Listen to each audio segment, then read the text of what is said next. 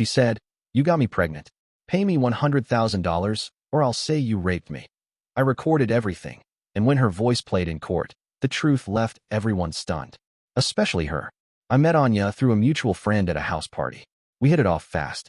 Over the next few weeks, we started texting, casually meeting for coffee, and slowly, it turned into something complicated. It wasn't love, not for me anyway, but there was chemistry. And late one night, after she insisted I come over to just talk, things got intimate between us. I won't lie, it felt rushed, spontaneous.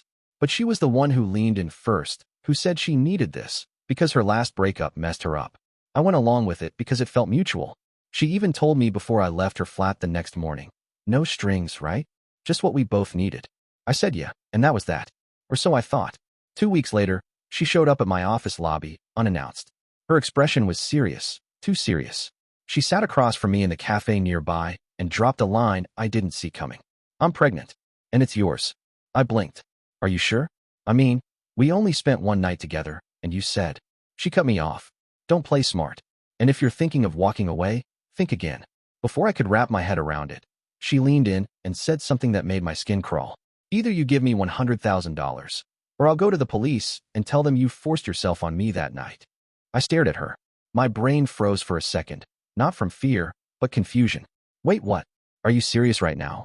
She just sat back, calm as ever. "Try me." I reminded her that the night was her idea, that she even invited me over, that it wasn't just mutual, it was entirely on her terms. But she didn't care. She wasn't interested in talking logic.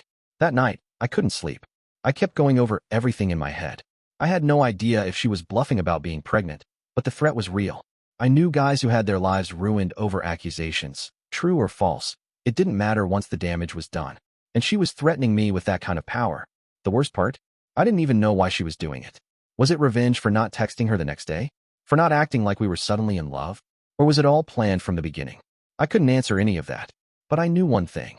If I didn't stay calm and smart, I could lose everything. And that's when I decided I would record everything from that moment on. After that day in the cafe, I knew I was walking on a tightrope. One wrong move, and she could twist the story however she wanted.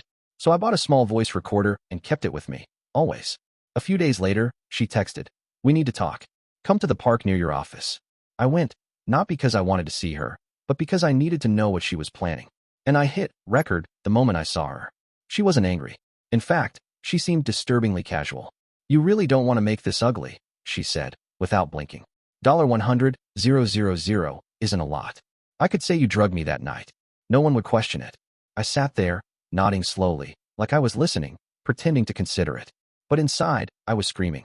How could someone say something like that with such ease? Over the next week, we met twice more. Each time, I recorded everything. She mentioned how easy it would be to ruin my job, how society never questions the girl in cases like this, and how even if I was innocent, the court battles alone would destroy me. Once, she even laughed while saying, "I don't care if it's true or not. I know how to cry in front of a judge." I felt sick.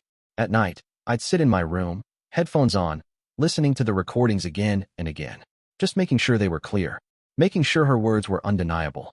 At this point, I wasn't even scared, I was angry. This wasn't just a lie. This was a full-on setup. Blackmail, threats, reputation destruction, all because I didn't fall for her? Or maybe I was just an easy target. A few friends I trusted told me to just pay and move on. "It's not worth it, bro. She'll ruin you." But I couldn't let her win. I didn't do anything wrong. I wouldn't pay for someone else's manipulation. Then came the breaking point. She called and said, "Last offer, bring the money tomorrow, or I file the complaint. Your choice." I asked her to meet me in the cafe again. She agreed. When we met, I handed her a sealed envelope. Inside was a letter from a lawyer I'd spoken to. I told her plainly, "Everything you've said to me has been recorded. You do what you want. But the moment you take this to the police, I'll hand over every file to the court, and my lawyer is ready." She went quiet. For the first time, her face dropped. "You recorded me?" she asked, blinking rapidly. "Yes. Every word. Every threat. And I've backed them up too. Email, cloud, hard drive, everything." Her voice cracked a little. "Why would you do that?" "Because I trusted you. And you tried to ruin me." She stood up and left without saying another word. That night, she blocked me everywhere. But 2 days later, I got a notice she had filed a case. It hurt. Even knowing I had the proof, seeing my name in a legal document under rape was something I can't explain. I felt dirty, shaken, but I also felt something else, prepared. I walked into that courtroom with all the recordings. Her voice, her words, her threats, ready to be heard by everyone. The day of the hearing, I walked into the courtroom feeling numb. I wasn't nervous, not exactly. But there was this tightness in my chest I couldn't shake. Seeing the word rape next to my name in the legal documents, it made my hands shake even though I knew I had the truth. She walked in confidently with her lawyer. Dressed sharp, eyes cold. No trace of guilt. No shame. She didn't even glance at me. I sat quietly with my lawyer. When the judge asked for her statement, she went through her script almost flawlessly. Claimed I had forced her into sex. Said she had trusted me, and I took advantage. That she had been too scared to speak up earlier. I watched her. Not a single tremble in her voice. She was a better actor than I imagined. Then it was my turn. My lawyer calmly handed over the flash drive to the court officer. The defendant has recorded multiple conversations that contradict the complainant's statement. The content will show direct blackmail, threats, and admissions that the sexual encounter was consensual and even initiated by the complainant herself. The judge allowed it. As the first recording played, I saw something change in the room. The atmosphere stiffened. There was her voice. Give me $100,000 or I'll say you raped me. Then another. You really think anyone will believe you over me? And the one that sealed it. I know how to cry in court. You'll be finished. Whether it's true or not. She looked like she'd been slapped. The courtroom was silent. Even her own lawyer looked away from her. She stood frozen, couldn't look up, couldn't argue. The judge paused the playback. Ms. Anya, do you have an explanation for these recordings? She mumbled something about being emotional and not meaning it that way. But it was over. Everyone had heard her. Her voice. Her words. The judge didn't waste time. He declared her guilty of filing a false case and attempting extortion. She was fined, and a criminal charge was recorded for false accusation. She would face community service and probation under court supervision.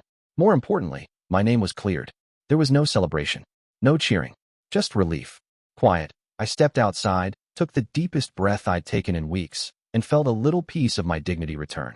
Later, I found out she left the city. Deleted all her social media. Vanished from mutual circles. Maybe from shame. Maybe because she realized how close she came to destroying someone just because she could. And me? I moved on. Slowly. It took time to trust people again. To not look over my shoulder. But I kept those recordings, not out of spite, but as a reminder. The truth matters, but only if you're brave enough to protect it.